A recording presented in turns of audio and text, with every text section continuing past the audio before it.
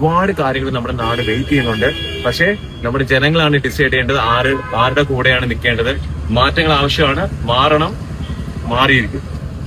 ഒരു ചോദ്യം, BJPയോട് നിങ്ങൾക്ക് അനുകൂല മനോഭാവമുണ്ടെങ്കിൽ ഏത് നേതാവിനെ കണ്ടിട്ടാണ് ആ പാർട്ടിയോട് നിങ്ങൾക്ക് അനുഭാവമുള്ളതെന്ന് ഒന്ന് കമന്റ് ബോക്സിൽ കുറിക്കൂ. അതേസമയം നിയമസഭാ തെരഞ്ഞെടുപ്പ് തീയതി പ്രഖ്യാപിക്കുന്നതിന് മുൻപേ മുൻ ബിഗ് ബോസ് താരം ഡോക്ടർ റോബിൻ രാധാകൃഷ്ണൻ BJPയിൽ അംഗത്വപ്പെടുത്തിയിരുന്നു. പാർട്ടി പറഞ്ഞാൽ മത്സരിക്കുമെന്ന നിലപാടാണ് റോബിന്റേത്. എന്നാൽ ഇതിനകം പുറത്തുവിട്ട സ്ഥാനാർത്ഥി പട്ടികയിൽ പേരില്ല എങ്കിലും പാർട്ടിയുടെ പ്രചാരണ പരിപാടികളിൽ റോബിൻ സജീവം തന്നെ. കഴിഞ്ഞ ദിവസം വടകരയിൽ പാർട്ടി ചടങ്ങിൽ പങ്കെടുക്കുവാൻ വന്ന റോബിൻ പറഞ്ഞത് മോദിജിയാണ് തന്റെ പ്രചോദനമെന്നാണ്.